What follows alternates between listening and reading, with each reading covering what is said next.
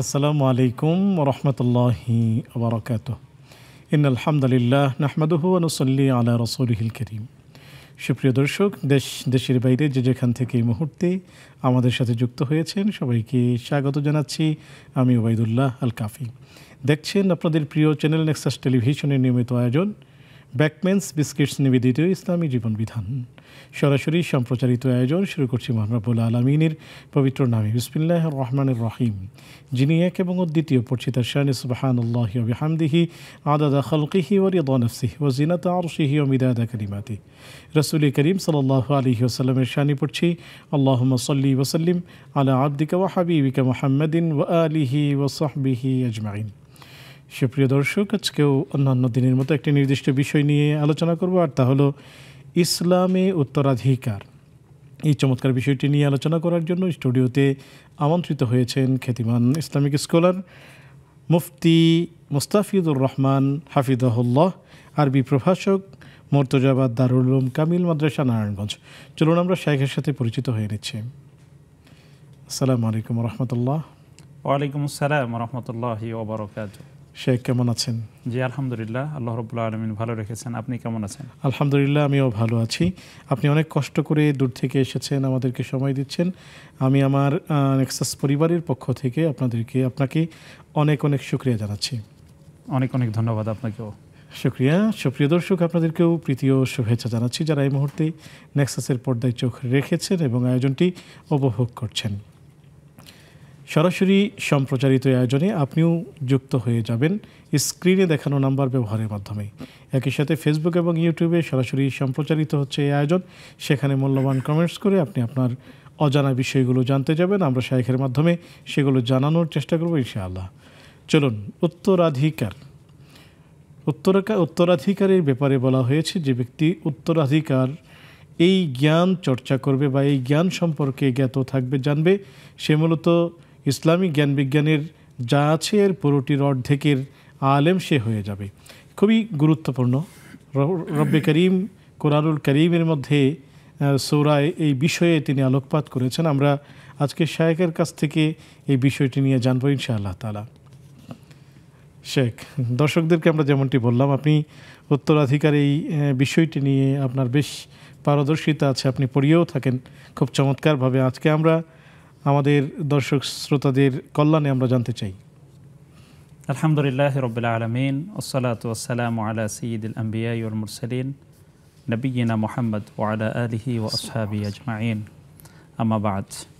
আল্লাহ রাব্বুল আলামিনের শুকরিয়া আদায় করছি যে আল্লাহ পাক রব্বুল আলামিন আমাকে কোরআনের একটি গুরুত্বপূর্ণ বিধান এবং ইসলামী শরীয়তের বিশাল একটি অংশ জুড়ে যার ব্যাপ্তি ইসলামী উত্তরাধিকার আইন, ইসলামী উত্তরাধিকার, এ নিয়ে কিছু কথা বলবো তৌফিক দান করেছেন। এটি আল্লাহ তাআলার বড় অনুগ্রহ, আলহামদুলিল্লাহ। রাসূল মাকবুল সাল্লাল্লাহু আলাইহি ওয়াসাল্লামের প্রতি দুরূদ এবং যারা ইসলামকে প্রতিষ্ঠা করবার জন্য যুগে যুগে জীবন দিয়েছেন তাদের শাহাদাতের সর্বোচ্চ মর্যাদা আল্লাহর কাছে কামনা করছি। আমিন ইয়া রাব্বাল আলামিন। আমিন। এবং আমি একই সাথে আজকে নেক্সাস পরিবার সহ আপনারা যারা আছেন এটার সাথে জড়িত সকলকে মোবারকবাদ জানাচ্ছি যে ইসলামী উত্তরাধিকার নিয়ে কিছু কথা বলবার সুযোগ করে দেওয়ার জন্য শুকরিয়া। আমি আমার সম্মানিত এবং প্রিয় দর্শক যারা আছেন, যারা আমাকে দেখছেন, আমাদের কথাগুলো শুনছেন, তাদের জন্য কথাগুলো বলছি। এটা আমার জন্য উপকার হবে, তাদের জন্য হবে ইনশাআল্লাহ তাআলা। ইনশাআল্লাহ তাআলা। আমি এ বিষয়ে একটি মূল কথা বলবার আগে, তার আগে একটা বিষয় আমি দর্শকদের জানিয়ে রাখি। ইসলাম হচ্ছে একটি পরিপূর্ণ জীবন বিধান এবং ইসলাম একমাত্র জীবন আদর্শ যেটি আল্লাহ রাব্বুল আলামিন কর্তৃক মনোনীত। আল্লাহ তাআলা বলেছেন ইন্নাদ-দীনা ইনদাল্লাহিল ইসলাম। তো ইসলাম যে জীবন দর্শন, ইসলাম শুধুমাত্র একটি ধর্ম নয়, এর একটি বড় প্রমাণ হচ্ছে ইসলামী উত্তরাধিকার আইন। কীভাবে? কারণ হচ্ছে আমরা দেখি অন্যান্য ধর্মগুলোতে বা অন্যান্য জীবন দর্শনগুলোতে যা আছে এগুলো তো, অন্যগুলো তো পূর্ণাঙ্গ জীবন দর্শন নয় শুধু ইসলাম ছাড়া। ইসলাম পরিপূর্ণ জীবন দর্শন, অন্যগুলো বিশেষ ধর্ম। তো এখানে অন্যগুলোতে যেভাবে প্রত্যেকটি বিষয়ে সমাধান দেওয়ার কথা, মানব জীবনে যতগুলো বিষয়ে মানুষ সমস্যার সম্মুখীন হয়ে থাকে, এই সবগুলো বিষয়ে পূর্ণাঙ্গ সমাধান কিন্তু আমরা পাই না। এবং আমি আলহামদুলিল্লাহ যতটুকু আমার পড়ালেখা আছে যে হিন্দু ধর্মেও কিন্তু উত্তরাধিকার আইনের কিছু ব্যাপার আছে। আমিত্রাক্ষর পদ্ধতি এবং দায়ভাগ পদ্ধতিতে সেখানে সম্পদ বন্টন করা হয়। তো যাই হোক, সেদিকে আমরা যাব না। তো আল্লাহ রাব্বুল আলামিন এই ইসলামী জীবন আদর্শে এই ইসলামী উত্তরাধিকার আইন নিয়ে এত সুন্দর সমাধান দিয়েছেন। এই ব্যাপারটি কেন এত গুরুত্বপূর্ণ? এর কারণ হচ্ছে যে মানুষের জীবনের যদি আমরা দুনিয়া এবং আখিরাত এভাবে যদি আমরা জীবনটা দুই ভাগ করি, তাহলে আমরা দেখব যে জীবনের দুইটি অংশ। একটি হচ্ছে পরকালের লম্বা জীবন, আর তার আগে পরকালের প্রস্তুতি স্বরূপ দুনিয়ার জীবন। এই দুনিয়ার এই সংক্ষিপ্ত জীবন মানুষ পরিচালনা করবার জন্য সবচেয়ে বেশি যে ব্যাপারে মানুষ মুখাপেক্ষী হয় সেটা হচ্ছে অর্থনৈতিক ব্যবস্থাপনা, তাই নয় কি? অবশ্যই। অর্থনৈতিক ব্যবস্থাপনা হচ্ছে এত গুরুত্বপূর্ণ যে সবগুলো অন্য যতগুলো দিক আছে মানুষের জীবনে, সাংস্কৃতিক দিক, সামাজিক দিক, রাজনৈতিক দিক, সবগুলো দিককে কন্ট্রোল করে কিন্তু অর্থনৈতিক দিক। আল্লাহ রাব্বুল আলামিন মানুষকে সমাধান দেওয়ার ক্ষেত্রে তিনি সবসময় সবচেয়ে গুরুত্বপূর্ণ যেটি কিতে আছে, মূল স্থানে যেটি আছে সেটির ব্যাপারে আগে সমাধান দেন।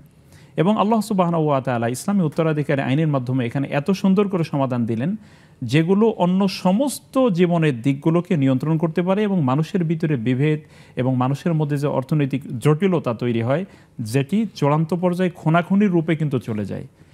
এই ব্যাপারকে আল্লাহ রাব্বুল আলামিন নিজে সমাধান দিয়েছেন যেন মানুষ এ নিয়ে নিজেদের মধ্যে মতবিরোধ করতে না হয়।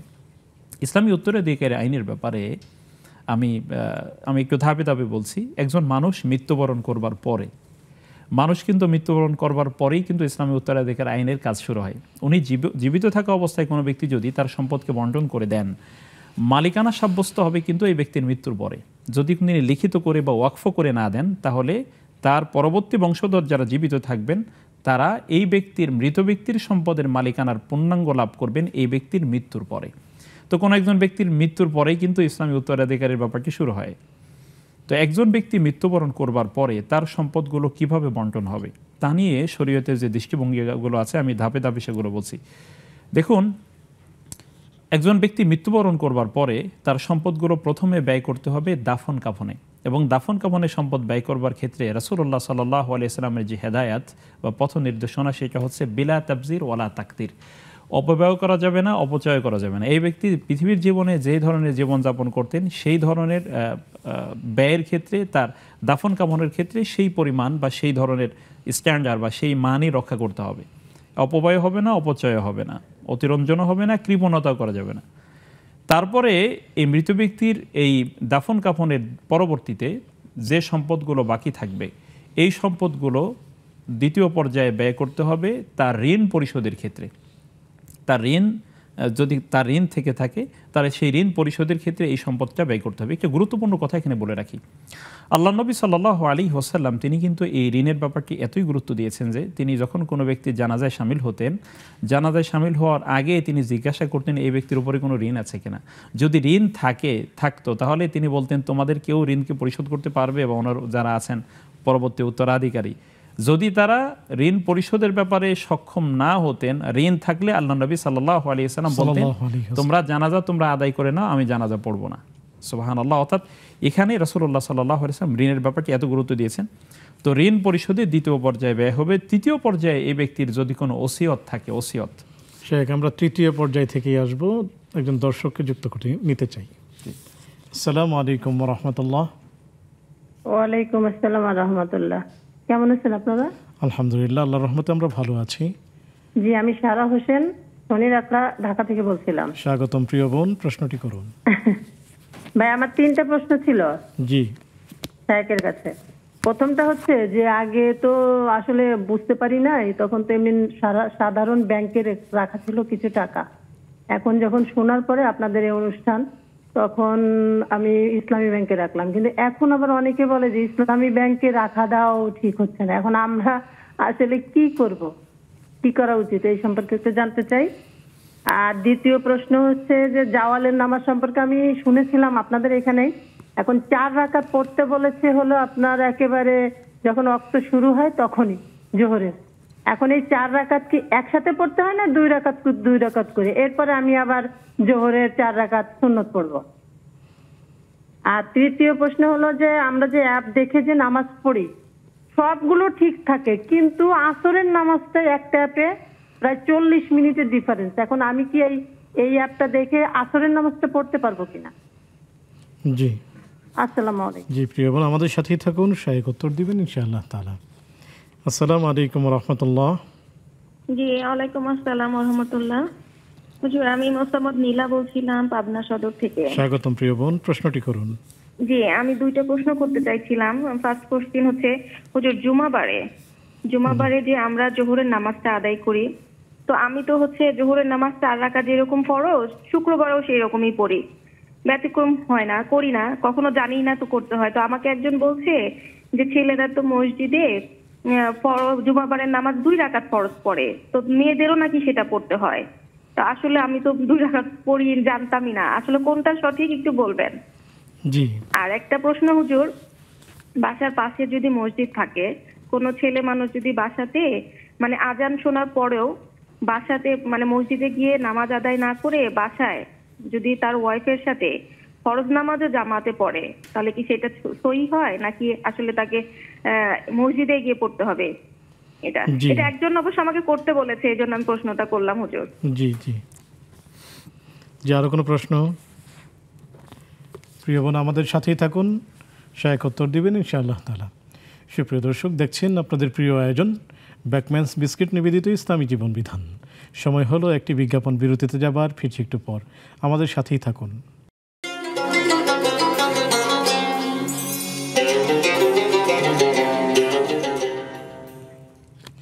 আসসালামু আলাইকুম রহমতুল্লাহি বারাকাতুহু।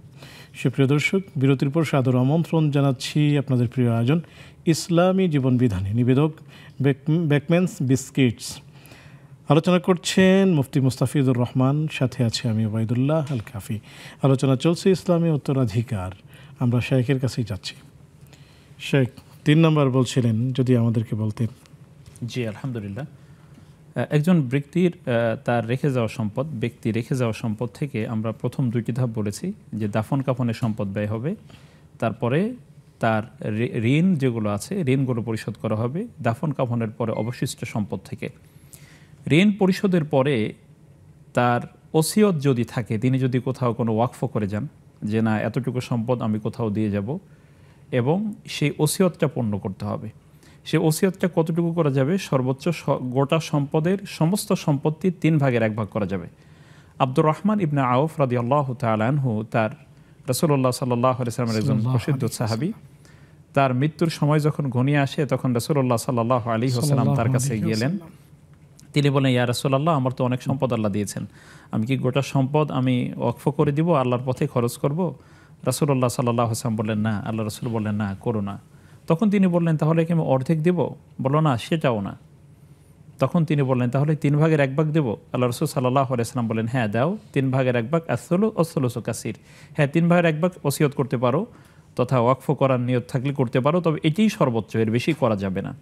তো বোঝা যাচ্ছে যে ইসলামিক কোথাও যদি সম্পদ ওসিয়ত করার পরিকল্পনা থাকে, ওয়াকফ কোথাও দিতে হয় নিজের সম্পদ থেকে, তাহলে সর্বোচ্চ 3 ভাগের 1 ভাগ করা যাবে, এর বেশি করা যাবে না। এবং আল্লাহ রাসূল সাল্লাল্লাহু আলাইহি ওয়াসাল্লাম শেষে বললেন যে তুমি তোমার সন্তানদেরকে মানুষের কাছে মোকাপেক্ষী করে রাখার চেয়ে তাদেরকে সম্পদশালী করে রাখা উত্তম। ওকামা যাকার আলাইহিস সালাম, যে তাদেরকে যেন স্বাবলম্বী করে রাখাটা মানুষের কাছে হাত পাতে খায় এমন অবস্থা থেকে রাখার চেয়ে উত্তম হবে। তো তারপরে এই 3য় ধাপের সম্পদ ব্যয়ের পরে যদি অবশিষ্ট সম্পদ থাকে, এবার ওয়ারিসদের মধ্যে বন্টন হবে সম্পদ, তথা তার উত্তরাধিকার যারা থাকে তাদের মধ্যে সম্পদ বন্টন হবে। এখন ওয়ারিস কারা? ওয়ারিস হচ্ছে তারা যাদের নির্ধারিত অংশের কথা কোরআনুল কারীমের মধ্যে উল্লেখ করা হয়েছে। যেমনটি আল্লাহ রাব্বুল আলামিন পবিত্র কোরআনে 4 নম্বর সূরা সূরাতুন নিসার 11 নম্বর আয়াত, সেখানে আল্লাহ রাব্বুল আলামিন বলেছেন, ইউসিকুমুল্লাহু ফি আওলাদিকুম লিযাকারি মিসলু হাযযিল উনসায়াইন, এটা দিয়ে শুরু হয়েছে। তো আল্লাহ রাব্বুল আলামিন এখানে বললেন যে আল্লাহ তাআলা তোমাদের ওসিয়ত করেছেন যে তোমাদের সন্তানদের জন্য এই মর্মে যে একজন পুরুষ এর জন্য রয়েছে 2 জন নারী পরিমাণ সম্পত্তি। তো এটা দিয়ে আল্লাহ রাব্বুল আলামিন সেখানে অনেকগুলো কথা বলেছেন। তো এই আয়াতের মাধ্যমে, তথা সূরা নিসার 11 নম্বর আয়াতের মাধ্যমে প্রমাণিত হয় যে মোট 12 শ্রেণী যারা কোনো ব্যক্তি যে সম্পদ রেখে যায়, এই সম্পদগুলো মোট 12 শ্রেণীর লোক পায়। তার মধ্যে 4 শ্রেণী হলো পুরুষ আর 8 শ্রেণী হচ্ছে মহিলা। এই 8 এবং 4ই মোট 12 শ্রেণীকে বলা হয় ওয়ারিস বা ওয়ারিসুন। কোরআনে বলা হয়েছে যে এরা এই মৃত ব্যক্তি রেখে যাওয়া সম্পদ থেকে অংশ পাবে। এখন এই যে 12 শ্রেণী, এর মধ্যে পুরুষ যে 4 শ্রেণী, এই পুরুষের মধ্যে রয়েছে পিতা, তারপরে দাদা, তারপরে হচ্ছে বই মাতৃয় ভাই বোন, এবং হচ্ছে একই সাথে রয়েছে এখানে এই মানে তার ভাই। তো এখানে এই পুরুষ 4 শ্রেণী, তারপরে হচ্ছে মহিলা হচ্ছে 8 শ্রেণী। তো মহিলা 8 শ্রেণী, ও না, আরেকটা হচ্ছে স্বামী, পিতা, তারপরে হচ্ছে দাদা, বৈমাত্রীয় ভাই বোন এবং হচ্ছে স্বামী। এই 4 শ্রেণী হলো পুরুষ। আমরা বাকি শুনবো একটি ফোন কল নিয়ে ইনশাআল্লাহ। আসসালামু আলাইকুম রাহমাতুল্লাহ। ওয়ালাইকুম আসসালাম।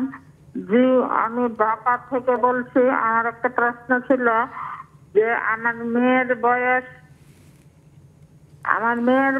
17 বছর। একটা ছেলের সাথে সম্পর্ক হয়েছিল, আমি জানতে পারি, তারপরে জিজ্ঞেস করি, ও অস্বীকার করে। পরে আমি বলছি যে কোরআন দেবে বলো, সে কোরআন তার সম্পর্ক ছিল, সে মিথ্যা কথা বলছে যে কোরআন দেবে, যে না আমার সম্পর্ক নাই। এখন কি করণীয়, আর ওর কি ধরনের গুনাহ হবে আমি এটা একটু জানতে চাই। ওর কোনো বিপদ আপদ হবে কিনা এই কোরআন ধরে মিথ্যা কথা বলার জন্য? বয়স 17 বছর। জি প্রিয় বোন, আমাদের সাথেই থাকুন, শেখ উত্তর দিবেন ইনশাআল্লাহ তাআলা। শেখ বলছিলেন 12 প্রকারের লোক। আলহামদুলিল্লাহ, আমরা বলতেছিলাম যে একজন ব্যক্তির এই রেখে যাওয়া সম্পদ মোট 4 শ্রেণী হলো পুরুষ পায় আর 8 শ্রেণীর নারীরা পায়। নারী 8 শ্রেণীরও বিবরণ রয়েছে কোরআনুল কারিমের মধ্যে। আল্লাহ রাব্বুল আলামিন অনেকগুলো কথা এখানে বলেছেন যে নারীদের মধ্যে কারা কারা পায়। তার মধ্যে স্ত্রী আছে, মা আছে, তারপরে হচ্ছে সহোদরা বোন আছে, বৈমাত্রীয় বোন, বৈপিত্রীয় বোন, তারপরে দাদি বা নানি, এভাবে মোট 8 শ্রেণী এবং স্ত্রী। এই 8 শ্রেণী হচ্ছে মহিলা এবং 4 শ্রেণী পুরুষ। এদেরকে বলা হয় ওয়ারিস। এরা এই ব্যক্তি রেখে যাওয়া সম্পদ থেকে অংশ পেয়ে থাকে। এখানে একটা বিষয় একটু বলে রাখা দরকার, সেটি হচ্ছে যে অনেকে বলে থাকেন যে ইসলামে তো আল্লাহ রাব্বুল আলামিন যে নির্দেশ করলেন যে 2 জন নারী সমান 1 জন পুরুষ সম্পত্তি পায়, এখানে কি নারীদেরকে ঠকানো হচ্ছে না? এমন কথাও কিন্তু অনেকে বলে থাকেন। আমি একটু মাঝখানে এটা ভেঙে দিচ্ছি। এবং এই কথা বেশি চর্চিত হয় এবং অত্যন্ত আল্লাহ রাব্বুল আলামিন তার বিচার কার্যক্রম, তার যে ব্যবস্থাপনা, সেটি যে কত সূক্ষ্ম, তিনি লাতিফ, আসলে তিনি কত সূক্ষ্মভাবে তিনি বিশ্লেষণ করেন। দেখুন, এখানে বোন যে অর্ধেক সম্পদ পাচ্ছে এবং ভাই কিন্তু দ্বিগুণ সম্পদ পাচ্ছে। আচ্ছা, অর্থাৎ 2 বোনের সমান 1 জন ভাই সম্পদ পাচ্ছে। লিযাকারি মিসলু হাযিল উনসায়াইন বলা হয়েছে কোরআনুল কারিমে। এই বোন এই ভাইয়ের বাড়িতে যে চিরজীবন আসবে, বেড়াতে আসবে, খেতে আসবে, ভাইয়ের সাথে এসে ভাই এবং বোনের যে সম্পর্ক সেটা রক্ষা করবে, আল্লাহ রাব্বুল আলামিন এই মানে এমন একটা সুন্দর পদ্ধতি করলেন, ভাই যেন কখনো এই কথা বলতে না পারেন, যেটা আমাদের সমাজে হয়। বোন যদি ভাইয়ের বাসায় বেড়াতে আসে তাহলে এই ভাবির চেহারার দিকে আর তাকানো যায় না, যে তোমার বোন 2 দিন পর পর শুধু ছেলে মেয়ে নিয়ে আমাদের বাড়িতে বেড়াতে আসে আর খেয়ে দিয়ে কাজ নেই। এই ধরনের অনেক কথা, অনেক কটু কথা কিন্তু বোনকে শুনতে হয়। আল্লাহ রাব্বুল আলামিন সেই রাস্তাটা বন্ধ করে দিলেন, ভাইয়ের কাছে 2 ভাগ সম্পত্তি দিয়ে বললেন, এই যে 1 ভাগ তোমাকে দেয়া হলো বেশি, এই বোন সারা জীবন তোমার বাড়িতে আসবে, বেড়াবে, খাবে, তুমি কোনো কথা বলবে না। এবং এটা আল্লাহ তাআলার দেয়া বিধানের কিন্তু অংশ। এটি কিন্তু একটা সাইকোলজি, এখানে একটা মানে হচ্ছে যৌক্তিক দিক কিন্তু এই বিধানের মধ্যে রয়েছে। তারপরে দেখুন যে এই মেয়ে যে সম্পদ পায়, এই বোন যে সম্পদগুলো পায়, এই সম্পদ থেকে কোনো ব্যয় নেই। কারণ এই যতদিন তিনি বিয়ের আগে বাবার কাছে থাকেন, বাবা তার সম্পূর্ণ দায়িত্ব পালন করেন। বিয়ে হয়ে যাওয়ার পরে স্বামীর সব দায়িত্ব। স্ত্রীর যত সম্পদের মালিকানা আছে, যদি উনি চান যে না আমি কিছুই স্বামীকে দেব না, এই স্বামী কিন্তু তার কাছ থেকে জোর করে নেওয়ার কোনো এখতিয়ার নেই এবং কোনো সুযোগই নেই। বরং এই স্ত্রীর সমস্ত ভরণ পোষণের দায়িত্ব স্বামীর, যেভাবে বিবাহের আগে পিতার উপরে এই দায়িত্বটা ছিল। অর্থাৎ আমরা দেখতে পাচ্ছি উনি মেয়ে হিসেবে এখানে সম্পদ বাবার কাছ থেকে পাচ্ছেন, স্ত্রী হিসেবে স্বামীর কাছ থেকে পাচ্ছেন, বোন হিসেবে ভাইয়ের কাছ থেকে পাচ্ছেন, মা যখন হয়ে যান তখন ছেলের কাছ থেকে পাচ্ছেন, আবার দাদি নানি যখন হন তখন আবার নাতির কাছ থেকে পাচ্ছেন। অর্থাৎ সম্পদ তিনি শুধু পেয়েই থাকবেন, আলটিমেট নারীর সম্পদে কোনো খরচ নেই। ঠিক। তো আল্লাহ রাব্বুল আলামিন এই জন্য তার ব্যবস্থাপনা অত্যন্ত সূক্ষ্ম। সুতরাং কেউ যদি বলেন যে এখানে ইসলাম বৈষম্য করেছেন, তাহলে তার আসলে এটা জানার স্বল্পতা, জ্ঞানের সীমাবদ্ধতা এবং তার বোঝার ভুল অথবা তার কোনো অজ্ঞতা, এটা তার জানতে হবে। কারণ আল্লাহ রাব্বুল আলামিন তিনি আমাদের প্রতি অবিচার করেননি। ওমা রব্বুকা বিযাল্লামিল লিল আবিদ। আল্লাহ তাআলা বলেছেন যে তোমার রব বান্দার প্রতি জুলুমকারী নন, তিনি জালেম নন। সুবহানাল্লাহ। তো আল্লাহ রাব্বুল আলামিন তিনি জুলুম করেন না। তো এখানে এই বিষয়ে আমরা দেখলাম যে আল্লাহ রাব্বুল আলামিন এখানে আমাদেরকে সম্পদের ক্ষেত্রে এই নীতিমালা দিয়েছেন। তারপরে হচ্ছে এই যারা ওয়ারিস আছে, এই 12 শ্রেণীর ওয়ারিস, তাদেরকে সম্পদ দেওয়ার পরে বাকি সম্পদ যদি থেকে যায়, সেটা যারা পায় তাদেরকে বলা হয় আসাবা। এই আসাবার বিধান বর্তমানেও যে আইনে সরাসরি লেখা আছে, উত্তরাধিকারী সম্পদ যারা পায় তাদেরকে সম্পদ দেওয়ার পরে বাকি সম্পদ যারা পান তারা হচ্ছে আসাবা। আর যদি উত্তরাধিকারী কেউ না থাকেন তাহলে গোটা সম্পত্তি আসাবার পেয়ে যাবেন। আসাবা কারা হয়? আসাবা সাধারণত হয় পিতা আসাবা হতে পারে, ভাই আসাবা হতে পারে, চাচা আসাবা হতে পারে, পুত্র আসাবা হতে পারে। তো এই শ্রেণীরা তারা আসাবা হিসেবে সম্পদ পেয়ে থাকে। তো তারপরে একই সাথে আমি এই বিষয়ের সাথেও যুক্ত করতে চাই যে দেখুন যে আল্লাহ রাব্বুল আলামিন এখানে এই উত্তরাধিকারী এটা দেওয়ার ক্ষেত্রে আরেকটা ব্যাপার কিন্তু এখানে এটার সাথে উল্লেখ করা দরকার। সেটি কি? সেটি হচ্ছে যে আমাদের সমাজে আমরা অনেক সময় দেখি যে পিতা তার সম্পদগুলোকে ছেলের নামে লিখে দিচ্ছে। এরকম অনেক সময় হয় না?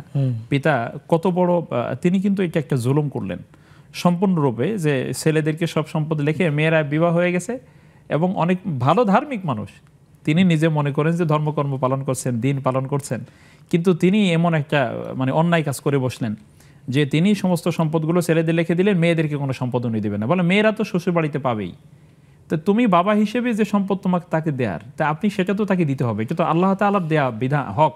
সুতরাং এটা থেকে মেয়েদেরকে বঞ্চিত করার কোনো ইখতিয়ার আল্লাহ তাআলা কোনো বাবাকে দেননি। এবং কেউ যদি বঞ্চিত করেন তাহলে কাল কিয়ামতের ময়দানে এই হক্কুল ইবাদ নষ্ট করার অপরাধে তাকে অপরাধী সাব্যস্ত হতে হবে। এবং রাসূল মাকবুল সাল্লাল্লাহু আলাইহি ওয়াসাল্লাম তিনি বলেছেন, আতাদরুনা মাল মুফলিস, তোমরা কি জানো সবচেয়ে নিঃস্ব কোন ব্যক্তি? সাহাবীরা বলেন, ইয়া রাসূলুল্লাহ, নিঃস্ব তো সেই ব্যক্তি। আমরা এই হাদিস থেকে আসবো ইনশাআল্লাহ তাআলা একজনকে যুক্ত করে। জি, আসসালামু আলাইকুম ওয়া রাহমাতুল্লাহ। ওয়া আলাইকুম সালাম ওয়া রাহমাতুল্লাহ। হুজুর, আমার 3টা প্রশ্ন। জি। আমার প্রথম প্রশ্ন হচ্ছে যে এই যারা নাকি মাজারে যায়, যারা নাকি মানে মাজারে গিয়ে মুক্তি পূজারি করে, মানে মাজারে মানত করে, শিরক করে, তাদেরকে নাকি যাকাত দিলে, দান করলে এগুলো আদায় হবে না, এটা আমি শুনেছি। এটা কতটুকু সত্য এটা একটু বলবেন ভেঙে। আর দ্বিতীয় প্রশ্ন হচ্ছে যে মানে আমি এই প্রশ্নটা আপনাদের কাছে অনেকবার করছি বা অনেকের কাছে জানতে চাইছি, আমি কোনো রকমে আমার প্রশ্নটা পাচ্ছি না। কত ভরি অলংকার থাকলে মানে যাকাত আদায় হবে, দিতে হবে? 1 ভরি থেকে 10 ভরি, না 1 ভরি থেকে 7 ভরি, না 7 ভরির উপরে থাকলে দিতে হবে?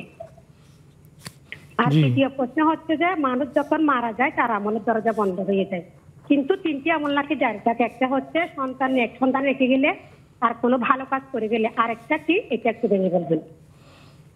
জি, সুপ্রিয় দর্শক, আমাদের সাথে থাকুন, শায়েখ উত্তর দেবেন ইনশাআল্লাহ তাআলা। প্রিয় দর্শক, আপনারা দেখছেন আপনাদের প্রিয় আয়োজন বেকম্যানস বিস্কিটস নিবেদিত ইসলামী জীবন বিধান। সময় হলো আরও একটি বিজ্ঞাপন বিরতিতে যাবার, ফিরছি একটু পর, আমাদের সাথেই থাকুন।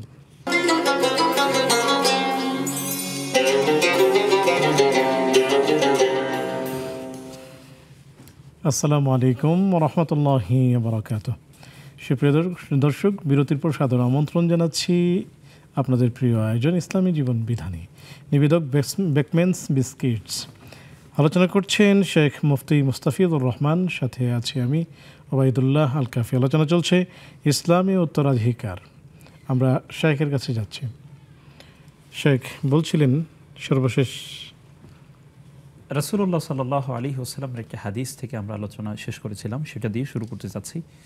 যে আল্লাহ নবী সাল্লাল্লাহু আলাইহি ওয়াসাল্লাম তিনি সাহাবীদেরকে বলেন যে তোমরা কি জানো যে সবচেয়ে হতভাগা নিঃস্ব কোন ব্যক্তি? সাহাবীরা বলেন, ইয়া রাসূলুল্লাহ, আমরা তো জানি যে নিঃস্ব বা হতভাগা হচ্ছে সেই ব্যক্তি যার কোনো সম্পদ নেই, অর্থ নেই, মানুষ তাকে কোনো সম্মান, জাগতিক সম্মান দেয় না, তিনি তো আসলে নিঃস্ব। আল্লাহ রাসূল সাল্লাল্লাহু আলাইহি ওয়াসাল্লাম বললেন, না, সেই ব্যক্তি নিঃস্ব নয়, বরং নিঃস্ব হলো সেই ব্যক্তি যিনি কাল কিয়ামতের ময়দানে অনেক আমলের একটা বিশাল বহর নিয়ে কিয়ামতের মাঠে উঠবেন, যে আমলগুলো তাকে মুক্তির জন্য যথেষ্ট ছিল। কিন্তু দেখা যাবে যখন সে আমল নিয়ে সামনে এগিয়ে যাচ্ছেন, তখন তার মেয়ে দৌড়ে এসে বলছে, বাবা, আমি তো দুনিয়াতে তোমার কাছে সম্পদ পেতাম, সম্পদটা তো আমাকে দাও নাই, এখন আজকে আমার এই সম্পদ বুঝিয়ে দাও। তখন আল্লাহ রাব্বুল আলামিন এই ব্যক্তিকে নির্দেশ করবেন, তোমার আমল থেকে তাকে কিছু দিয়ে দাও। ঠিক একইভাবে তিনি প্রতিবেশীর অধিকার নষ্ট করেছেন, আরেকজনের জমি দখল করে খেয়েছেন, ল্যান্ড প্রপার্টিস করেছেন, বড় বড় গ্রুপ করেছেন, গ্রুপ করে করে মানুষের জমি দখল করে খেয়েছেন। কিন্তু আমল অনেক টাকা দান করে, ঈদের মাঠে অনেক টাকা দেয়, সে তো মনে করেছে যে আলহামদুলিল্লাহ জান্নাত আমি মোটামুটি একবারে নিজের মালিকানায় নিয়ে চলে গেছি। কিন্তু দেখা যাবে যে এই বিশাল দান সদাকা তার কোনো কাজে আসতেছে না, কারণ মানুষের সম্পদ নষ্ট করেছেন তিনি, মানুষের অধিকার নষ্ট করেছেন। এই সমস্ত যারা প্রাপক, তার কাছে অধিকার যারা প্রাপ্য, তারা কাল কিয়ামতে এই ব্যক্তির কাছে সম্পদ তার আমল থেকে মালিকানা তারা বলবেন আমারটা বুঝিয়ে দাও। তো শেষে রাসূলুল্লাহ সাল্লাল্লাহু আলাইহি ওয়াসাল্লাম এমনটি বললেন যে শেষ পর্যন্ত তার একটি আমলও থাকবে না যে আমলটি তাকে মুক্তি দিতে পারে, একটি নেকিও নাই, কারণ সব কিছু মানুষকে দিয়ে দিয়ে শেষ হয়ে গিয়েছে। এই ব্যক্তি হচ্ছেন হতভাগা। আমি এই জন্য যে সমস্ত লোকজন তারা নিজেদেরকে বুজুর্গ দাবি করে মেয়েদেরকে সম্পদ থেকে বঞ্চিত করেন, এবং এক্ষেত্রে একটু বলতে হবে, ছেলে বাবার সাথে খারাপ আচরণ করেছে, ধরুন সে বিয়ে করে ফেলেছে বাবার অনুমতি ছাড়া, এখন বাবা তার নিজের সম্মানকে বাঁচানোর জন্য তিনি তাকে তেজপুত্র করলেন, তিনি বললেন যে আমার কোনো সম্পদে ছেলেকে মালিকানা দিব না। বড় অন্যায় কাজ। ছেলে অন্যায় করেছে সেটা ভিন্ন দৃষ্টিকোণ, কিন্তু এই সম্পদের মালিকানা তো এই ছেলেকে দিয়েছেন আল্লাহ তাআলা, আর আল্লাহ তাআলা যাকে সম্পদের মালিকানা দিয়েছেন এই সম্পদের মালিকানা থেকে বাবা তো সন্তানকে বিরত রাখার কোনো অধিকার রাখেন না, ইখতিয়ার রাখেন না, কারণ এই মালিকানা তো আল্লাহ তাকে দিয়েছেন। সুতরাং সেই জন্য এই বিষয়টি খুবই গুরুত্বপূর্ণ যে আমরা এই সামাজিক বাস্তবতা এগুলো লক্ষ্য রাখতে হবে।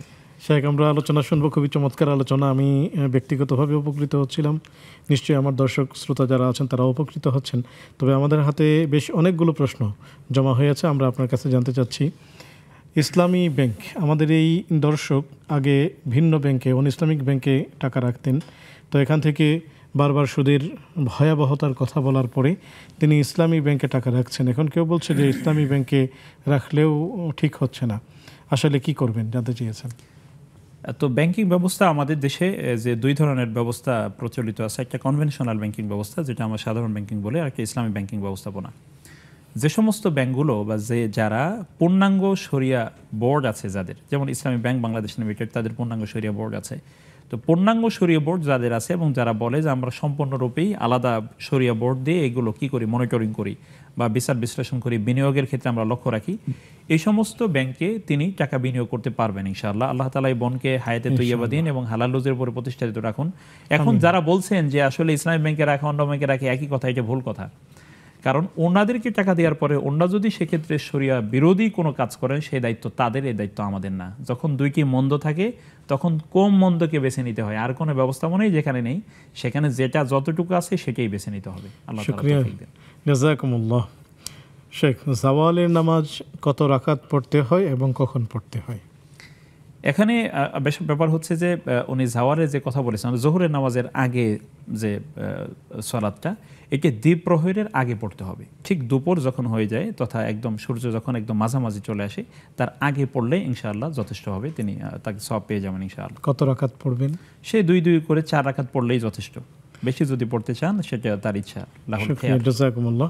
আমাদের এই বোন অ্যাপস দেখে নামাজের সময় নির্ধারণ করেন এবং নামাজ পড়েন, তো সেই ক্ষেত্রে আসরের নামাজে বেশ অনেক বড় ধরনের ডিস্টেন্স লক্ষ্য করা যায়, সেক্ষেত্রে তিনি কিভাবে পড়বেন?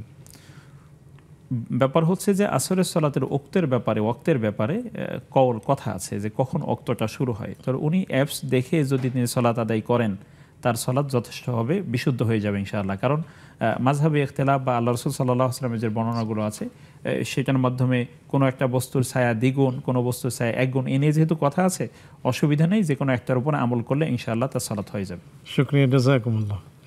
শেখ, জুমার দিন আমাদের নারীরা ঘরেই নামাজ পড়েন, সেই ক্ষেত্রে তারা জোহরের 4 রাকাত পড়েন, তো কেউ একজন বলছে যে জুমার দিন নারীরা যেহেতু ঘরেই পড়ছে তাহলে 2 রাকাত পড়বে, আসলে কোনটি করবে? না, জুমার সালাত আদায় করবার জন্য জামাত হওয়া শর্ত। জামাত, জমা মানে জামা মানে সংঘবদ্ধ মসজিদে গিয়ে আদায় করতে হবে, জামে মসজিদে যেখানে জমা হয়। এর বাহিরে কোনো ব্যক্তি মসজিদেও যদি আদায় করেন কিন্তু একসাথে আদায় করছেন না, তাকে জোহরে আদায় করতে হবে, তিনি বাসায় জোহরে আদায় করবেন, জমা আদায় করবেন না। শুকরিয়া, জাযাকুমুল্লাহ। শেখ, মসজিদে আজান হচ্ছে, মসজিদের কাছেই বাসা, কিন্তু স্বামী তার স্ত্রীকে নিয়ে, নওজোয়ান স্বামী তার স্ত্রীকে নিয়ে জামাত পড়ছেন, তো এক্ষেত্রে তার কি জামাত তরকের গুনাহ হবে কিনা? বিষয় হচ্ছে যে এখানে দুইটা ব্যাপার একটু স্পষ্ট করতে হবে। একটা হচ্ছে যদি স্বামী এমন অবস্থা হয় যে মাঝে মাঝে স্ত্রীকে নামাজে অভ্যস্ত করা দরকার, তাকেও নামাজের অভ্যস্ততে নিয়ে আসা দরকার, সেই অনুশীলনের জন্য যদি তিনি করেন এটা নাজায়েজ হবে না, এটা বরং তার জন্য এটা একটা সুন্দর পন্থা হবে, কিন্তু নিয়মিতই এটা না হওয়া উচিত। বরং আল্লাহ রাসূল সাল্লাল্লাহু আলাইহি ওয়াসাল্লামের যে বক্তব্য, যিনি মসজিদের প্রতিবেশী আজান যিনি শুনেন তাকে আজানের জবাব দিতে হবে। রাসূলুল্লাহ সাল্লাল্লাহু আলাইহি ওয়াসাল্লাম অন্ধ সাহাবীকেও এক্ষেত্রে অনুমতি দেননি বাসায় সালাত আদায় করবার জন্য। জাযাকুমুল্লাহু খায়রান।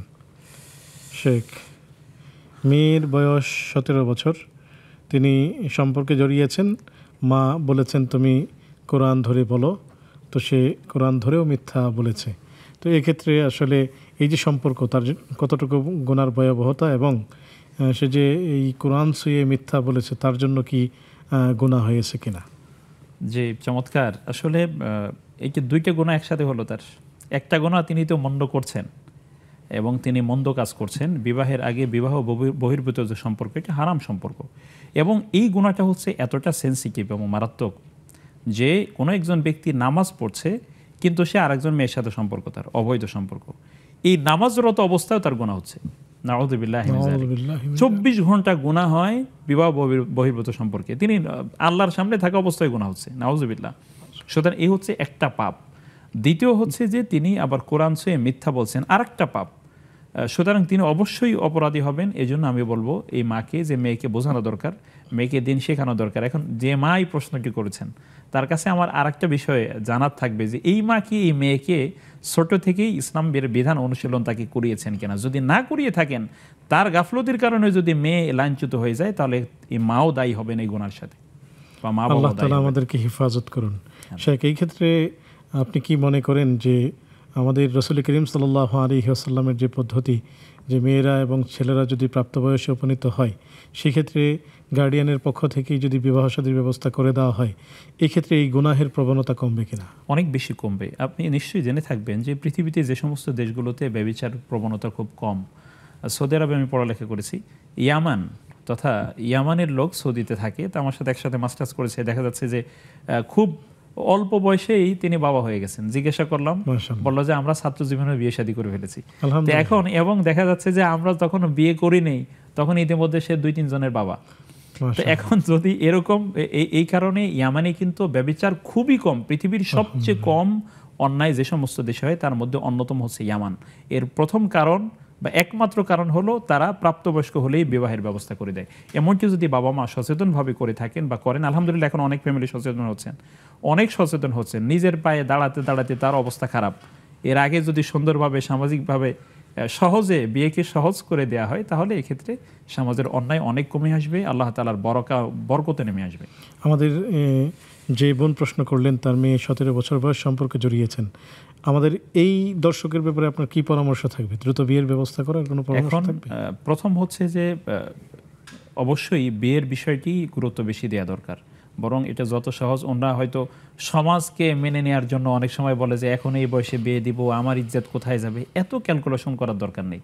যে পর্যায়ে মেয়ে চলে গেছে যদি তাকে ফেরানো না যায়, তাহলে উত্তম হচ্ছে এখানে মানে ইনসাফপূর্ণভাবে তো শরীয়তের দৃষ্টিভঙ্গি অনুযায়ী বিবাহের ব্যবস্থা করে দেওয়া। শুকরিয়া, জাযাকুমুল্লাহু খায়রান। সুপ্রিয় দর্শক, আমরা শুনছিলাম শায়েখের কাছ থেকে। সময় হলো আরও একটি বিজ্ঞাপন বিরতিতে যাবার, ফিরছি একটু পর, আমাদের সাথেই থাকুন।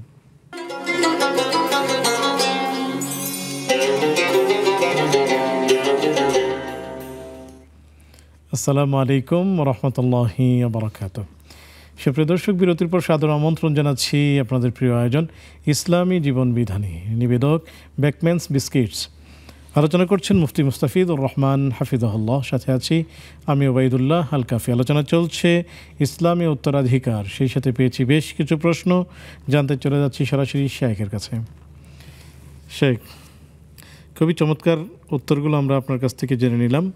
এখন জানবো, মাজারে মান্নত করে এমন ব্যক্তিকে যাকাত দেওয়া যাবে কিনা? দুটি প্রশ্ন, মাজারে মান্নত করা জায়েজ আছে কিনা এক, দ্বিতীয় হলো যে ব্যক্তি এই জাতীয় কাজে জড়িত তাকে যাকাত দিলে যাকাত আদায় হবে কিনা?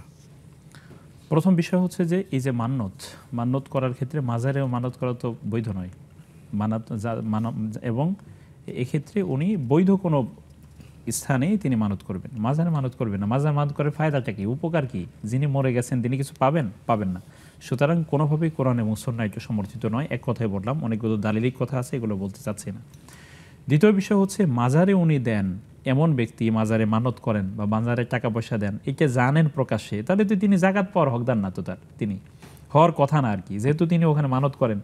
আর সাধারণত আমাদের দেশে বড় বড় দরবারগুলোতে দেখি তারা এই যে তাদের ওরসের আগে টানিয়ে দেয় যে এখানে গরুশালা, ছাগলশালা, এভাবে গরু রাখে, ছাগল রাখে, এরকম। তো এরকম যারা দেয় তাদের তো যাকাত খাওয়ার হয়তো হকদার তিনি হওয়ার কথা না। যদি তিনি যাকাত খাওয়ার হকদার হন, তথা পবিত্র কোরআনে সূরা তাওবার 60 নম্বর আয়াতের আলোকে যে 8টি খাতের কথা বলা আছে, এই 8টি খাতের কোনো এক খাতে যদি তিনি পড়েন, তাকে যদি বোঝানো উচিত যে দেখুন এটা যাকাতের হক হিসেবে আপনাকে দিলাম, আপনি এটা বৈধ পথে খরচ করুন, এভাবে বলে যদি দেওয়া যায় তিনি প্রাপ্য হন, তাকে দেওয়া যাবে, কোনো অসুবিধা নাই। তবে তার পাপটা থেকে তাকে বিরত রাখবার প্রচেষ্টা চালানো উচিত। শুকরিয়া, জাযাকুমুল্লাহ। কত ভরি অলংকার থাকলে যাকাত ওয়াজিব হয়? আল্লাহ নবী সাল্লাল্লাহু আলাইহি সাল্লামের বক্তব্য হচ্ছে তো 7.5 ভরি স্বর্ণ। এক্ষেত্রে 7.5 ভরি স্বর্ণ যদি এই পরিমাণ সম্পদ যদি কারো মালিকানায় থাকে, 1 বছর যদি অতিক্রম হয় তার মৌলিক প্রয়োজনের বাহিরে রেখে, তাহলে এর থেকে তাকে যাকাত দিতে হবে। এটাই কমন কথা, 7.5 ভরি স্বর্ণ বা এর সমপরিমাণ অর্থ। শুকরিয়া, জাযাকুমুল্লাহ। শেখ, মানুষ মারা গেলে 3টি সবগুলো আমলই বন্ধ হয়ে যায়, 3টি জারি থাকে, এই 3টি কি কি জানতে চেয়েছেন? আল্লাহ নবী সাল্লাল্লাহু আলাইহি সাল্লাম বলেছেন, ইযা মাতাল ইনসান ইনকাতা আনহু আমালুহু ইল্লা মিন সালাস বা ইল্লা মিন সালাসা। এই 3টি আমল ছাড়া বাকি সবগুলো দরজাই বন্ধ হয়ে যায় মানুষ মরার পরে। তার মধ্যে প্রথম হচ্ছে ইলমিন, মানে হচ্ছে সাদাকাতিন জারিয়া, একটা হচ্ছে সাদাকায়ে জারিয়া, দ্বিতীয় বা যে কোনো ধরনের সমাজ কল্যাণমূলক ভালো কাজ, আও ইলমিন ইনতাফাউ বিহি, এমন জ্ঞান যার থেকে উপকার লাভ করা যায়, তথা তিনি যদি কাউকে শিক্ষা দিয়ে থাকেন জ্ঞান। আর 3 নম্বর হচ্ছে ওয়ালাদিন সালিহিন ইয়াদউ লাহু, এমন নেক সন্তান যে তার জন্য দোয়া করে। শুকরান, জাযাকুমুল্লাহ। তাহলে সাদাকাতুন জারিয়া, সাদাকাতান জারি, তো পানির কেউ যদি নলকূপ বসিয়ে গিয়ে থাকে, অথবা রাস্তাঘাট নির্মাণে সহযোগিতা করে থাকে, অথবা কোনো মাদ্রাসার এতিম বাচ্চাকে খাইয়ে থাকে, এই জাতীয় সাদাকায়ে জারিয়া, সব কিছুই সাদাকায়ে জারিয়া, যে কোনো ধরনের সমাজ নিজে যদি কল্যাণমূলক কাজ। ইসলামী জ্ঞান বিজ্ঞান চর্চা করেন এবং কাউকে যদি শিখিয়ে থাকেন, আমাদের মা বোনেরা হয়তো 1-2টি হাদিস পড়লেন, সেটি যদি আরো কিছু বোনকে শিখান, সেটিও তো সাদাকায়ে জারিয়া, সেদিকেও সাদাকায়ে জারিয়া হবে। জি, শুকরিয়া। এবং নিজের সুসন্তান রেখে যাওয়া, তো সুসন্তান রেখে গেলে সে দোয়া করবে এবং তার জন্য উপকারের কারণ হবে। শেখ, খুবই চমৎকার। আমরা ফিরতে চাই আমাদের মৌলিক আলোচনায়, ইসলামী উত্তরাধিকার, যেমনটি বলছিলেন। জি, আলহামদুলিল্লাহ। আমরা ইসলামী উত্তরাধিকার নিয়ে এ পর্যন্ত যতগুলো কথা বললাম, তো এখানে কয়েকটি মৌলিক কথা একটু বলে রাখা দরকার আমাদের সম্মানিত দর্শকদের উদ্দেশ্যে বা প্রিয় দর্শক যারা আমাদেরকে দেখছেন। আল্লাহ রাব্বুল আলামিন সমাধান দেওয়ার ক্ষেত্রে দেখুন, কোনো ব্যক্তিকেই আল্লাহ তাআলা যে খাটো করেননি বা তার অধিকার থেকে বঞ্চিত করেননি, তার একটা নমুনা হচ্ছে যে যিনি ওসিয়তের শরীয়তে ওসিয়তের বিধান, অর্থাৎ সম্পদ ওসিয়তের ক্ষেত্রে, যেমন কোনো ব্যক্তি মানে হচ্ছে পিতা মারা গেছেন, এমন অবস্থায় তার মানে ছেলে মারা গেছেন কিন্তু নাতি জীবিত আছে। ধরুন আমি হচ্ছে সম্পদের মালিক, আমার ছেলে মারা গেছে কিন্তু আমার নাতি জীবিত আছে।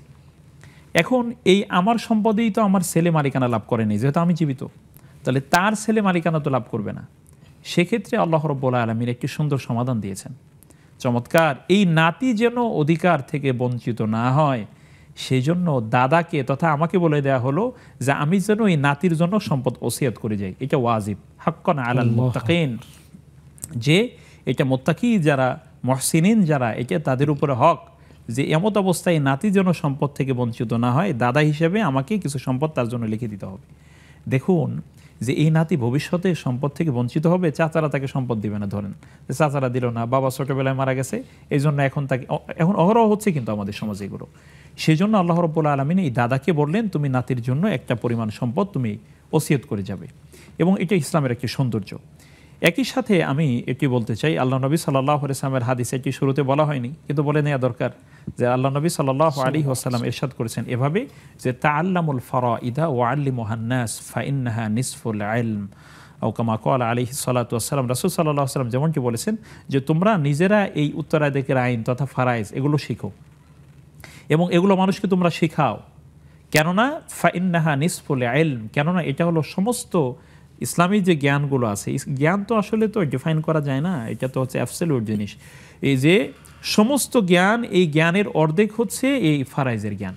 দেখুন আজকের পৃথিবীতে মানুষের ভিতরে আমাদের সামাজিক বাস্তবতায় যতগুলো সমস্যা দেখি, যেগুলো মানুষকে খুনাখুনির পর্যায়ে নিয়ে যায়, এর মধ্যে কিন্তু সম্পদ, আপনি লক্ষ্য করুন, সম্পদ নয় কি, সম্পদের কারণেই কিন্তু মানুষের এই ঠেলাঠেলি, প্রতিবেশীর সাথে জায়গা নিয়ে ঠেলাঠেলি, এই মানে হচ্ছে ধাক্কাধাক্কি শুরু হয়ে যাচ্ছে, 1 ইঞ্চি জায়গা নিয়ে, 1 হাত জায়গা নিয়ে, রাস্তা দিবে না সেটা নিয়ে নানান অসুবিধা।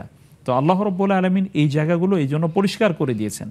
মানুষের ভিতরে বিভেদের সমস্ত রাস্তা আল্লাহ রাব্বুল আলামিন একদম টোটাল তিনি বন্ধ করে দিয়েছেন। এখন আমরা যেটা করছি সেটা আমাদের দোষে। সুতরাং এই জন্য এই ব্যাপারগুলো লক্ষ্য রাখা দরকার। আরেকটি বিষয় আমি একই সাথে বলতে চাই যে রাসূলুল্লাহ সাল্লাল্লাহু আলাইহি ওয়াসাল্লাম বলেছেন, কোনো ব্যক্তি যদি অন্যায়ভাবে এক হাত কারো সম্পদ নিয়ে নেয়, আজকে আমাদের সমাজে যাদের নাম আমিন, বিশ্বস্ত, তারা করে সবচেয়ে অবিশ্বাসের কাজ। নাম হলো আমিন, তিনি করেন গয়রে আমিনের কাজ। আমিন মানে হলো যিনি জায়গা মাপেন, তাকে তো আমিন বলা হয়। আমিন শব্দের অর্থ বিশ্বস্ত ব্যক্তি। যেমন আল্লাহ নবী সাল্লাল্লাহু আলাইহি ওয়াসাল্লামের সাহাবী আবু উবাইদা ইবনুল জাররাহ রাদিয়াল্লাহু তাআলা আনহুর ব্যাপারে আল্লাহ নবী সাল্লাল্লাহু আলাইহি ওয়াসাল্লাম বলেছেন যে প্রত্যেক নবীর কিছু বিশ্বস্ত মানুষ থাকে, আর আমার গোটা উম্মতের মধ্যে বিশ্বস্ত আমার ব্যক্তি হলো আবু উবাইদা ইবনুল জাররাহ। কতটা বিশ্বস্ত তিনি ছিলেন যে তিনি যুদ্ধের ময়দানে খেজুর বন্টন করছেন মানুষের সামনে, তিনি ভেঙে ভেঙে একটা একটা করে খেজুর ভেঙে ভেঙে দিচ্ছেন যেন কোনো ব্যক্তি সামান্যতম কম না পায়। তিনি ছিলেন আমিন। আর আজকে আমাদের আমিনরা হচ্ছে কিভাবে 1000 টাকা নিয়ে সে তার আরেকজনের মধ্যে তার 1 হাত সম্পদ ঢোকাই দিছে মাত্র 1000 টাকার জন্য। অথচ আল্লাহ নবী সাল্লাল্লাহু আলাইহি ওয়াসাল্লাম বলেন, যে ব্যক্তি 1 বিঘত পরিমাণ সম্পদ অন্যায়ভাবে আরেকজন নিল, কাল কিয়ামতের ময়দানে আল্লাহ রাব্বুল আলামিন এটা 7 স্তর করে তার গলায় ঝুলিয়ে দিবেন। নাউযুবিল্লাহি মিন যালিক। কত মারাত্মক কথা। সুতরাং এই জন্য এই উত্তরাধিকার আইনের ব্যাপারগুলো জানা দরকার। এবং আমি মনে করি যারা ওলামায়ে কিরাম আছে, যারা মানুষকে দিন শেখায়, যারা সৎ মানুষ সমাজে, তাদের প্রায় সকলেরই এই ইসলামী উত্তরাধিকার তথা ফারাইজের জ্ঞান থাকা উচিত। এজন্যই কারণ বর্তমানে সাধারণ মানুষগুলো যারা দিন বোঝেন না, ইসলাম বোঝেন না, তারা কিন্তু অনেক বেশি আস্থা রাখেন এই সৎ মানুষের উপরে, একজন আলেমের উপরে, একজন ইমাম সাহেবের উপরে। এই জন্য আমি মনে করি যারা সৎ কর্মশীল যারা আছেন, তারা যেন অধিকার হারা মানুষের অধিকারটা ফিরিয়ে দিতে পারেন। যার মোটেই সম্পদ নাই, শুধু একটা সম্পদে আছে মাথা গোজার মতো, সেটাও যদি তার না থাকে তাহলে সে কিভাবে টিকে থাকবেন? এতটুকু নিশ্চিত করবার জন্য সৎ মানুষদের এগিয়ে আসা উচিত এবং সৎ মানুষদের ইলমুল ফারাইজের জ্ঞান, একই সাথে তিনি এই খতিয়ান পরিমাপের এই জ্ঞানটাও তাকে সাধ্যমতন এই জ্ঞান অর্জন করা উচিত, যেন সাধারণ মানুষ এই তার প্রাপ্য অধিকার থেকে বঞ্চিত না হয়। আমি এতটুকু আমি বলতে চাই, আরজ করছি, আমি আমার জন্য নসিহত করছি, যারা আমাকে শুনছেন তাদের জন্য করছি একই সাথে। শুকরিয়া, জাযাকুমুল্লাহ। ছোট্ট একটি প্রশ্ন আছে, অসুস্থতার জন্য সাদাকা হিসেবে ছাগল কিনে মাংস গরিবদের মাঝে বিলিয়ে দেয়া যে নিয়ম প্রচলিত আছে, এটি কি সুন্নাহসম্মত কিনা? অসুস্থ অবস্থায় কোনো মানুষ অসুস্থ হলে সাদাকা হিসেবে একটি খাসি দান করা হয়, সেটি কেটে বিভিন্ন এই গোশতগুলো গরিবদের মধ্যে বন্টন করে দেওয়া হয়, এটি কি ঠিক আছে কিনা? এখন বিষয় হচ্ছে, যদি এটি মানত না হয়, মানত একটা, ইচ্ছা কিন্তু আর একটা। যদি তিনি আল্লাহর নামে মানত করেন যে এইটা যদি হয়, এই মানত হলো কোনো একটা শর্ত জড়িয়ে দেয়া যে আল্লাহ যদি এইটা আমাকে দেন তাহলে আমি এটা দিব। যদি এরকম শর্ত না হয়, মানত না হয়, তাহলে এটি তিনি নিজেও খেতে পারবেন, অন্যকে খাওয়াতে পারবেন, নিজে খেতেও কোনো অসুবিধা নেই। কিন্তু সেক্ষেত্রে সুনির্দিষ্টভাবে সব বিতরণ করে দিতে হবে, নিজে মোটেই খাওয়া যাবে না, এটা বাস্তবসম্মত নয়। বরং তিনি নিজেও খেতে পারবেন যদি মানত এটা না হয়ে থাকে। শুকরিয়া, জাযাকুমুল্লাহ। আরও একটি প্রশ্ন আমরা করতে চাই, সেটি হলো, অনেকেই এই বাবার মৃত্যু হয়েছে, তো দেখা যাচ্ছে 1 বছর 2 বছর পরে যে বাবার মারা গিয়েছেন, ঠিক আছে আমি কিছু মানুষকে খাওয়াই, তো সেই ক্ষেত্রে উনি একটি বড় আয়োজন করে খাওয়াচ্ছেন, নির্দিষ্ট ওই দিনে না, আগে পরে করছেন, একটি আয়োজন করছেন মনের শান্তিতে, এই খাবারটি খাওয়া সবার জন্য জায়েজ আছে কিনা? এখানে চমৎকার, আল্লাহ নবী সাল্লাল্লাহু আলাইহি ওয়াসাল্লামের কাছে একজন ব্যক্তি প্রশ্ন করলেন, ইয়া রাসূলুল্লাহ, যে ইসলামের কোন অভ্যাসটি উত্তম, আইউল ইসলামি খায়রুন? তখন রাসূল সাল্লাল্লাহু আলাইহি ওয়াসাল্লাম বললেন যে তুমি মানুষকে খাওয়াবে এবং মানুষ যাদেরকে চেনো অথবা না চেনো, পরিচিত অপরিচিত সবাইকে সালাম বলবে, এটি ইসলামের একটা উত্তম অভ্যাস। যদি উনি এরকম এই দৃষ্টিকোণ থেকে করেন যে না আমি মানুষকে খাওয়াচ্ছি, এটা একটা সুন্নাহ আদায় হলো, এই লোকজন আমার বাবার জন্য দোয়া করবেন, দিনকে নির্দিষ্ট না করে তিনি যদি এভাবে খাওয়ান, তাতে কোনো অসুবিধা নেই, সেটা নিজেও খেতে পারবেন, অন্যদেরকে খাওয়াতে পারবেন, এতে কোনো অসুবিধা নেই।